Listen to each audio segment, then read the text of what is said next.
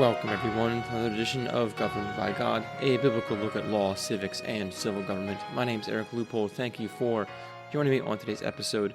So today, I want to look at the lovely and wonderful fun topic of zoning laws. But before I do that, first I want to give a shout out to the sponsors of this episode, Future of Christendom. Future of Christendom is having a conference in October in Lancaster County, Pennsylvania. It's October 9th through 11th.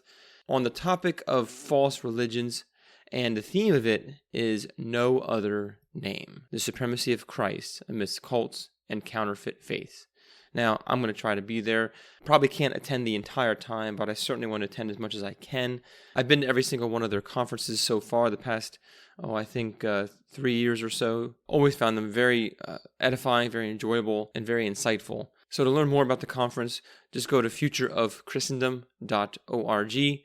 And if you sign up to register, you can use the code Governed by God to get 10% off conference registration. So again, go to futureofchristendom.org and use the code Governed by God. And I hope that I'll be able to see you there. Now, speaking of Future of Christendom, they just had a Theonomy Symposium about a week or so ago. And it was just a one-day event where they gave several talks about theonomy, all of which were very good. And then they held 3 panels for 3 different kinds of mock trials and or cases. So essentially 3 people were selected to be judges, and then they were handed the documents of the case, and then one person playing the role of accuser or plaintiff came up and gave a speech or gave a presentation, and then the defendant would come up and give a short presentation. And then at that point, the panel of judges had to deliberate. They would break, deliberate, and provide a judgment after lunch. So the trials were all introduced in the morning, and then a couple more speaking events would take place, and after lunch, then the trials would conclude. Now, I was very glad to have been invited on as a judge on the third mock trial. And so let me talk to you a little about the case that we were given. The situation involved a defendant who owned or who performed vehicle maintenance and repair work out of his garage. Okay, so he lives in the neighborhood. He owns about half acre or so, and then his neighbor owns about half acre, and the defendant is doing all this work. Now, the accuser is upset and basically argues that the defendant is working on cars in the garage, machine shop all day, and sometimes into the evening, late at night when his family's trying to have quiet time. The plaintiff complains that the traffic of these vehicles coming in and out is preventing him from accessing his barn because they have a shared road that they use to get to like various parts of their property. The plaintiff says that the noise is giving his wife headaches, and he has to get basically soundproofing in his house and also get medicine from the pharmacy. But there are no receipts and there are no reports, like any kind of signed documents from the doctors. And so the plaintiff wants $700 in medical bills and supply bills. Now, the defendant argues that that's his primary job, is repairing vehicles. He tries not to do work in the evening, just usually during normal business hours. And he offered to build noise canceling or noise suppressing walls around his garage and to only work during the normal business hours. But the plaintiff is not satisfied with that. So they tried to do mediation already, since they both attend the same church, things like that, but they're not coming to an agreement. And so we had to take what evidence we had and the testimonies and then go and make a judgment. Now, before I get into the judgment, and this is why I want to talk about zoning laws, because this is a very good example of how theonomy, how the application of God's law is so important. So what I did during our break between the time that we had to present our final judgment, I looked up because we were in Lancaster, Pennsylvania. So I looked up the Lancaster Township Code, the noise ordinance, which, by the way, if you ever want to put yourself to sleep, I would encourage you to read the Township of Lancaster, PA noise ordinance. It is particularly in-depth and just quite ridiculous. I will only read a few sections here and there. I will not read the entire thing because it's pretty long. But, I mean, if this is not oppressive and ridiculous, I don't know what is. So here's the opening paragraph of the noise ordinance when it comes to maximum permissible sound levels by zoning district. So it says this, quote, "No person shall operate or cause to be operated any source of sound in such a manner as to create a sound level which exceeds the limits set forth in the zoning designations category in Table 1 when measured at or across the boundary line from the noise source. Any sound source that produces sound in excess of those levels shall constitute a noise disturbance." So then you go to Table 1. So there's essentially 3 zoning districts. There's residential, there's commercial, and there's manufacturing. Now, in residential zoning district, from 7 a.m. to 10 p.m., the maximum limit is 57 decibels. And from 10 p.m. to 7 a.m., it drops by 5. It goes to 52 decibels. Now, to put this in context, and I looked this up and a couple other people checked my work, the average human conversation, just talking, is between 60 and 70 decibels. So the average human conversation is higher than the limit during the day in a residential zoning district for a noise ordinance. And then it goes to paragraph B. Basically, it says there are several ways in which this limit can be violated. Option 1, if the sound at any one point exceeds any of the established limits by a measure of 15, automatic violation, 15 decibels. Option 2, the sound exceeds any of the established zone limits by a measured sound level of 10 decibels for a cumulative total of 1 minute or more out of a 10-minute period. So for 1 minute out of 10, if you go above 10 decibels, violation. And then option 3, the sound exceeds any of the established zone limits by a measure of 3 decibels for a period of 5 minutes or a total of 5 out of 10 minutes. So basically, if you have a 5-minute conversation at 60 decibels out of 10 minutes, you are in violation, even during the day, of the noise ordinance. Now, keep in mind, it does say this. It says, for the purpose of sound measuring, it'll be measured at the property line or the property boundary. So if you have a large property, let's say an acre or 2, and maybe your house sits in the middle of the property, then if you're having a normal conversation, that sound is going to dissipate, and it's not going to be a problem because the measuring happens at the boundary line between your property and the neighbor's property. But now, if you happen to have a smaller property and you're just standing at the edge of your house, of your yard, and you have a normal conversation with someone, technically you're in violation. If you have a longer than 5-minute conversation, you're in violation because you are around 60 decibels or higher, and the limit is 57 during the day. So then the ordinance goes on to talk about what kind of measuring device you are authorized to use or applies here. And then it talks about a variety of exemptions, such as public activities like public parties or band concerts or church carnivals, things like that. It talks about emergency services. Then there's a noise control board that you can ask for a variance, basically permission to deviate from the noise ordinance. And this board, has to basically render a written decision. It's kind of like a board of judges, if you will. And then it talks about enforcement. So any violation could get you a fine of up to $300 for each and every offense, okay? Or you can be imprisoned for no more than 90 days or both, fine and imprisonment. So that's the maximum. Maximum 90 days in jail and $300 fine. That's per violation. So having said all that, that's an example of what we currently have in our country today. To me, that seems ridiculous and just absurd. Now, going back to the Theonomy Symposium, the judgment we gave. So first of all, we assumed that we already had all of the information available to us. Because in a real situation, you have to determine who's lying and who's telling the truth. So is the individual really doing work at night in his machine shop or like really late at night? Okay.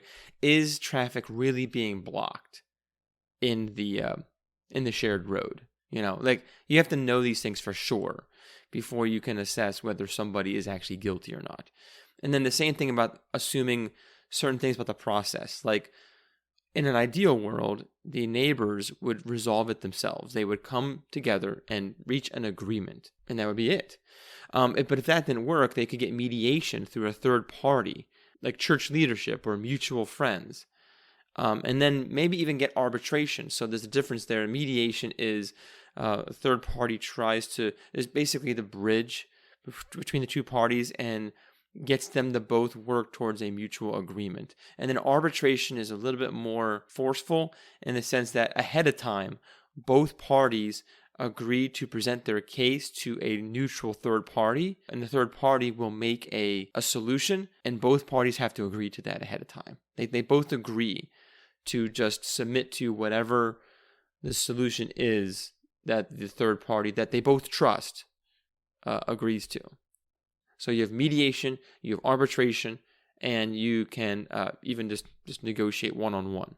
Now, as we were looking through this case, we were applying various biblical principles. And I'm just going to read a few of them to you. So in Exodus 21, verses 33 through 35, it says, "When a man opens a pit, or when a man digs a pit and does not cover it, and an ox or donkey falls into it, the owner of the pit shall make restoration. He shall give money to its owner, and the dead beast shall be his." And then verse 35, "When one man's ox butts another so that it dies, then they shall sell the live ox and share its price, and the dead beast also they shall share." So what's the principle here that you see going on in this case law? Is that the things that you do could impact other people, like digging a pit, okay? You have to make sure that no one else is injured by you digging a pit, and no one else's property is destroyed by your activity.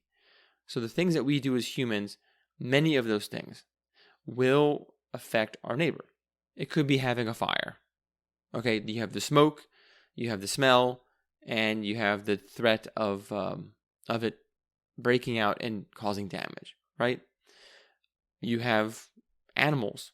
We still have ordinances today about dogs on leashes, because if a dog attacks another person's dog and kills it, the owner of the attacking dog is liable for damages, especially if that dog was known to attack and was not restrained. That's mentioned in God's law about the ox attacking another's ox. So there are many ways in which this applies, but the principle is still the same. You are responsible for the things that you do that could impact other people, especially if you don't take the necessary precautions. So that applies with noise as well. If you are not addressing, if you're doing something that you know causes a lot of noise pollution per se and disturbances, but you do nothing to address it, you could be held liable for any kind of quote-unquote damages. And we need to talk about those damages, and I'll get to that here in a little bit. And then we have other passages like Deuteronomy 24:19 through 22. "When you reap your harvest in your field and forget a sheaf in the field, you shall not go back to get it. It shall be for the sojourner, the fatherless, and the widow, that the Lord your God may bless you in all the work of your hands. When you beat your olive trees, you shall not go over them again. It shall be for the sojourner, the fatherless, and the widow. When you gather the grapes of your vineyard, you shall not strip it afterward. It shall be for the sojourner, the fatherless, and the widow. So what's the repeating theme in this passage? The idea is that people are going to come across your property, because there weren't like that many roads back then in Israel. So you obviously had your property and you had private property rights. People could not just invade your property and steal your stuff. But the idea is that if someone is traveling, they're going to have to walk across your land to get to where they're going. So you go over your fields once and you don't pick them clean, essentially. You allow the stuff that you missed to stay there so that when people do walk across, because there's not going to be like a Wawa or a gas station or anything like that. When people do walk across, they're able to pick up some of the food off the ground and eat it. Okay, they can pick a few things off the tree and they eat it because they're just passing through. And it's a type of hospitality that you are providing to your neighbor. And of course, they are allowed to go across your property. They are allowed to travel. And actually, this is the origin of what we would call an easement in real estate. It's an easement. An easement is the right to use someone else's land to access something. So if someone owns property towards a river or towards a common road, and there's no other way to get to the road except to cross their property, you would have an easement on record that basically gives you authority to go across your neighbor's property to access the common road. And then we have the concept of false testimony. In Deuteronomy chapter 19, verses 15, it says, "A single witness shall not suffice against a person for any crime or for any wrong in connection with any offense that he has committed. Only on the evidence of 2 witnesses or of 3 witnesses shall a charge be established. If a malicious witness arises to accuse a person of wrongdoing, then both parties to the dispute shall appear before the Lord, before the priests and the judges who are in office in those days. The judges shall inquire diligently, and if the witness is a false witness, and has accused his brother falsely, then you shall do to him as he had meant to do to his brother." The idea there is that, okay, if I'm a false witness and I want to get someone in trouble, and I want to hurt them and get them punished, if it's found out that I am lying, then I get the punishment that I wanted them to have. It returns back on me. And interestingly, this is a principle that currently applies in the English law system, not in the American law system as far as I understand it, but in the English law system, if the accuser loses the case, they have to pay all of the court fees, even for the defendant. And then lastly, we looked at not breaking the Sabbath, the 4th commandment, not doing normal work on the Sabbath. So going back to the case, using these principles, what are some of the clear issues that we reached as a conclusion? Well, first, the defendant, the person that owns the machine shop, should not be working on Sunday. Okay, Sunday is a time for rest, for worship, for charity work, emergency services like police officers or fire department or hospitals. That kind of work can continue on, of course. Works of mercy is what the Puritans would call it. But generally speaking, Sunday is a time for rest and for worship. Number 2, if the accuser does not have sufficient proof, so we're talking 2 or 3 witnesses. So right now the accuser is 1 witness. The accuser is saying, hey, this person is doing lots of work, loud noise, late at night, and blocking traffic. All right, well, we need proof. We would need like a video recording or other neighbors as witnesses, or even like people that are bringing in their vehicles for repair. They could be witnesses as well, but you need 2 or 3 witnesses. And if you don't have it, then that is dismissed. That accusation is not held up in court. And then, of course, if the accuser is lying in order to get financial reward, then the accuser will be punished and have to give a fine to the defendant. Now, other things to keep in mind, the defendant is allowed to work 6 days. We work 6, we rest 7. And the Bible does not give set hours that he must work. But of course, we all live in the same culture. And so we would expect that, the defendant has a family too. His children are trying to go to sleep. He wants to go to sleep. So most people are going to eat breakfast, lunch, and dinner, They're not going to work late at night unless they absolutely have to, and they're going to want to sleep as well. But of course, we need to keep this in mind, because noise does impact other people. And if the accuser can demonstrate a legitimate loss of sleep and injury to health that is caused by the noise issue, then the defendant would be liable. That is correct. So you would need witnesses, you would need doctors' notes and evidence that, hey, this person was sleeping very nicely, the wife was sleeping fine, this noise started happening, and it's because of the noise that she's not getting any sleep, she's getting headaches, her health is getting worse. And if that's the case, then yes, the defendant can be fined. But keep in mind is that everybody is noisy at some point. If you got kids, young kids, noisy, people have barking dogs. I've had situations here where I live where the neighbors are having a party, or they had friends over, the teenage daughters had friends over, and I hear yelling going on at 1 o'clock in the morning because there's a fight, essentially. Now, could I call the police on them? I could. I let it go. It's pretty rare. I don't let it bother me too much. But if it does become a problem, well then, you can address it with your neighbor. That's the whole point. I would go over to that person's house and talk to that person and say, hey, can you keep it down a little bit? People are trying to sleep. But yeah, there have been barking dogs early in the morning, and you get it, right? Like, that happens. Sometimes your dog barks and you can't get the dog to stop. I mean, you do the best you can, right? But these things happen.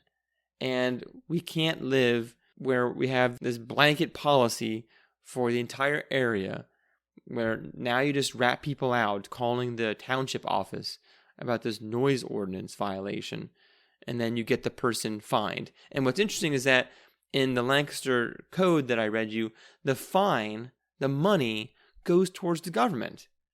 It's Lancaster Township that gets the money, the $300 fine. That's not going to the person that was disturbed by the noise, by the excessive noise. So we have in God's law, no. You pay the injured party. You don't pay the government. The government's not the injured party. The other person is the injured party. The person who is dealing with your noise is the injured party.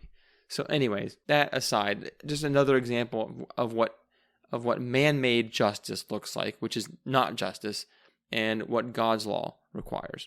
So ideally, we would want the individuals in this mock case to come to a mutual agreement, because the defendant had said that he offered to install soundproofing walls and fences to minimize the noise spilling over, but the accuser wasn't satisfied with that. So I think ultimately they should be able to come to an agreement on like pooling their resources to build a wall, or agreeing to certain work hours each day. And this should be done through mediation and arbitration, like I mentioned before. And what's interesting is that I used to be a realtor, part of the National Association of Realtors, and they had an arbitration board that would resolve issues between customers, either owners that are buying or selling their home, and the real estate agent that was representing them, or issues between two different real estate agents. They had a disagreement over something, and they have all these bylaws about how the arbitration process works and what happens if it doesn't, and then it goes to the civil magistrate. So we already have situations of arbitration and mediation. So, but ultimately, based on what evidence we had, we ruled in favor of the defendant because not enough proof was given that the road was being blocked and that the noise was happening late at night and causing injury to the accuser's wife. So even though we ruled in favor of the defendant, we made it very clear, hey, you're not to be working on Sunday. If it is found that your excessive noise is causing damage to health because of lack of sleep, you will be held liable, and you may not block traffic. You're not allowed to do that. If that's found, you'll be held liable for that, and that ultimately the accuser and the defendant need to resolve this issue through mediation and come to an agreement. And even Jesus talks about that in the New Testament, where he says, before you go to the judge, resolve the issue between you and your neighbor.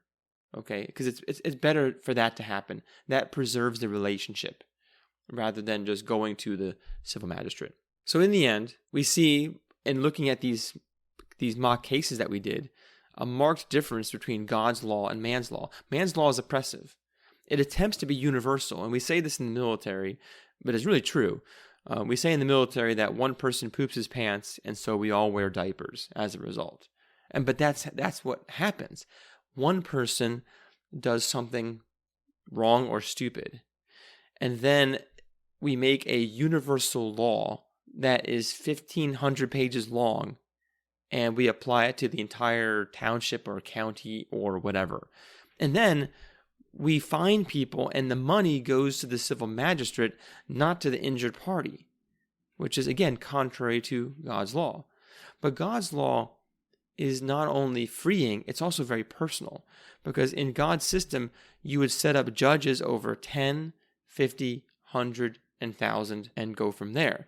So you would have a judge or a series of judges over a small number of people. So the judge knows these people. He knows the culture. He knows the context. He knows the situation. And then the judge handles any incidents when a person accuses another. So if no one complains, if no one brings a case before the judge, then nothing happens. The judge isn't going around, seeing, are you in violation of this ordinance? Oh, looks like you're in violation of this ordinance over here. I'm going to fine you. No. Only if a person brings it up and brings someone to trial will there be any kind of judgment. And what's interesting is that that's actually the case a lot of the times with these zoning codes and these boards. There are zoning ordinances about chickens and about pets and whatnot, but usually no one from the township is going around, visiting your house and just checking to see if you're within code all the time. What ends up happening is that someone complains, and then the township supervisor gets involved. It's kind of like he's acting like a judge, or like the judge should act in the under God's system. But the problem is we're not following God's law, we're following man-made laws. So it's just quite a twisting of the way that God wants us to do things. Let me give you another example, a very personal example that just happened recently. So we bought this house that we live in right now. We bought it about 11 years ago, and it has a pool and it has a gazebo. A gazebo, there's like a 9x9 concrete section off on the side of the pool where you can fit a gazebo. So the gazebo is already there, but it was kind of old. And so 2 years ago, it was really bad. Like, it was rotting. And so I took it out. I got rid of it, and I just purchased a replacement. So I went on Amazon.com. I looked for a gazebo that was 9x9. And so the same exact square footage. And I purchased it, and I installed it myself. So now there's a nice gazebo that replaced the old gazebo that was decrepit and was not doing very well. All right, that's fine, right? So now that was 2 years ago that I installed that gazebo. So now my wife and I are trying to get an addition for our house. We're building over the garage. Okay, we're adding an extra bedroom. Okay, and the company is getting permits for all that. Well, the township finds out, and the township sees pictures of my property, and I get an email from the township, and they say, oh, hey, Mr. Loophole, we saw that you have a gazebo on your property, but we have no record of you having a permit for the gazebo. And I'm like, what? Okay. And I asked them, well, this gazebo was here when I purchased the property. Well, a gazebo was here when I purchased the property. Maybe the previous owner 11 years ago, or whenever he installed the gazebo, I don't know how old it was, because, I mean, it's been 11 years since I bought the property. But when I bought it, I have no idea how long that gazebo had been standing there. It could have been 10 years before that, right? It could be 20 years old, 20 years ago that they got the permit. So I asked them, well, hey, can you see if there's a permit on record for the original gazebo? I should not have to pay a second time because what they always bring up is impervious surfaces, rainwater runoff and stuff like that, so square footage. But I said to them, I was like, well, it's the same square footage. So if the original owner got the gazebo and got the permit to cover that new impervious square footage that was being installed, and all I'm doing is just replacing an old gazebo with a new gazebo, same square footage, I should not need to get a new permit. Why should I pay the township? Because I'm just replacing something. That's all I'm doing. I'm not adding new impervious square footage to the property. So I shouldn't have to pay for another permit. And so they're like, well, we'll look into it, but it looks like you're going to have to pay. So now I'm dealing with that back and forth, and I have to now apply a permit 2 years later. So they only found out about it now because they saw a picture that the construction company put in of my property for the addition. And they just happened to notice, oh, you don't have a permit for that gazebo. So somebody had to go in and look at records and then see, oh, looks like Mr. Loopold's got a gazebo there. Oh, we didn't get any money for that. At least not within the last, 10 years, 11 years. Looks like he's going to have to pay. Now, what injury have I done to anybody? What wrong did I do? What crime did I commit? And I have to do a permit for a gazebo on my property? So this is the kind of stuff that is absolutely ridiculous. And this is not justice. This is not how God established mankind to live. Okay? And I'm going to have to pay them money, probably several $100s, and hopefully I don't have to do it if there's a permit already on file for the original gazebo. But hey, they might say, hey, new gazebo, new permit, even though nothing's changed with the rainwater runoff. Okay, fine. And this is just, it's a racket for them to get more money. They are not the injured party. No one is injured in this situation. And in fact, by me installing a newer gazebo, I made things prettier and nicer looking because the new gazebo is much nicer than the old gazebo was, even before it was breaking and falling apart. So anyways, this is exactly why we need to go back to God's law and not this man-made way of doing things because it is oppressive. And so that's why I really enjoyed this Theonomy Symposium and these mock trials. I think we need to do more of that just to show people like this how ridiculous the man-made system is and how much more freeing and much more just, of course, true justice comes from God and His Word. So anyways, I encourage you to look up your own township or city ordinance and read through it and just see how ridiculous it is. And I imagine that if you were to do that, you would probably find so many areas in which you yourself are in violation of the code.